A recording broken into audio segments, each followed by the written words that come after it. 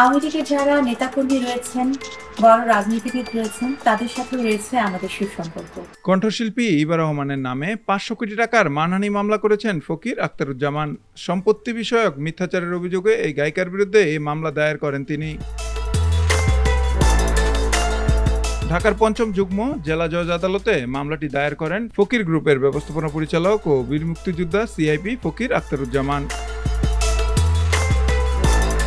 মামলার বিবরণী থেকে জানা যায়, গুলশান ২-এর ৪৪ নম্বর রোডের ৬-এর বি ব্লক CW&B প্লটে ইভা রোজ নামে একটি বহুতল আবাসিক ভবনে দুটি অ্যাপার্টমেন্ট কেনার জন্য ডিজনি প্রপার্টিজ লিমিটেডের সাথে চুক্তি করেন শিল্প প্রতিষ্ঠান ফকির গ্রুপের উপব্যবস্থাপনা পরিচালক ফকির মাসফিকুজ্জামান ও ফকির মাসফিকুজ্জামান। ফ্ল্যাট দুটি কেনার জন্য চুক্তি করেন ২০১৬ সালের ২৮ মার্চ। এই ফ্ল্যাট দুটি ষষ্ঠ ও সপ্তম তলায় অবস্থিত এবং প্রতি ফ্ল্যাট কম বেশি ৪৫০০ বর্গফুট গড় আয়তনের। চুক্তিতে দুটি করে কার পার্কিং এবং হারাহারি জমি সহ ভূ দখলের প্রয়োজনীয় অধিকারও উল্লেখ আছে।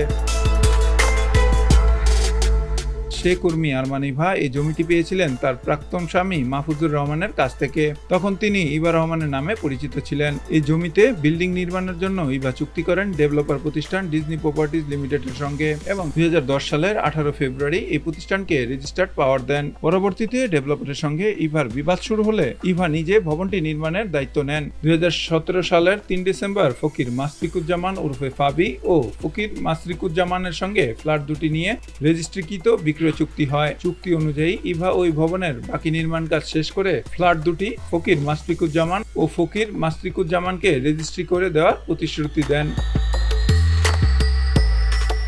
চুক্তি অনুযায়ী অ্যাপার্টমেন্টের সব টাকা পরিশোধ করে দেন ফকির আখতারুজ্জামানের দুই পুত্র। চুক্তিতে আরো উল্লেখ ছিল, ইভা নিজ দায়িত্বে ৬ মাসের মধ্যে নির্মাণ কাজ শেষ করে ক্রেতাকে সাবকবলা রেজিস্ট্রি করে দেবেন। অথচ চুক্তির শর্ত না মেনে অসম্পূর্ণ অবস্থাতেই ফ্ল্যাট দুটির দখল দুই ক্রেতাকে বুঝিয়ে দেওয়া হয়। ফকির গ্রুপের লিগ্যাল অ্যাডভাইজার অ্যাডভোকেট জাফর শরীফ বলেন, ইভা আরমান রেজিস্ট্রি করা চুক্তিপত্রের শর্তও মানতে রাজি হননি, বরং ওই ফ্ল্যাট দুটি বিক্রি করেননি বলে মিথ্যাচার করছেন। পরবর্তীতে ইভা ওই ফ্ল্যাট দুটি নিয়ে প্রথম যুগ্ম জেলা জজ আদালতে দেওয়ানি মামলা করেন। আদালত উভয়কে স্থিতাবস্থা বজায় রাখার নির্দেশ প্রদান করেন এবং বর্তমানে মামলাটি চলমান রয়েছে। এদিকে ইভা ফ্ল্যাট দুটি নিয়ে শান্তি ও শৃঙ্খলা ভঙ্গের অভিযোগ এনে নির্বাহী ম্যাজিস্ট্রেটের আদালতে ফকির আখতারুজ্জামানের বিরুদ্ধে পিটিশন মামলা দায়ের করেন। পরবর্তীতে আদালত মামলাটি খারিজ করে দেন। আমি মনে প্রাণে সবসময় আওয়ামী রাজনীতির সাথে সম্পৃক্ত ছিলাম। আমার পরিবারও আওয়ামী রাজনীতির সাথে সম্পৃক্ত ছিল। সেই পরিবারই আমার বেড়ে ওঠা।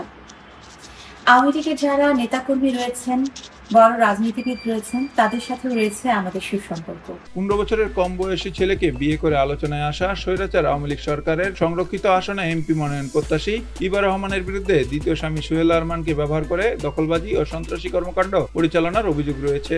আমাকে যদি একটু সুযোগ করে দেওয়া হয় আওয়ামী লীগ থেকে মনোনীত করে জাতীয় সংসদে কথা বলার জন্য, তাহলে আমি দেশের জন্য আওয়ামী লীগ সরকারের পক্ষ থেকে বিশেষ কিছু অবদান রাখতে পারবো ইনশাআল্লাহ। এটিএন বাংলার চেয়ারম্যান মাহফুজুর রহমানের বিবাহ বিচ্ছেদের পর কম বয়সী সোহেল আরমানের সাথে বিবাহ বন্ধনে আবদ্ধ হন ইভা রহমান।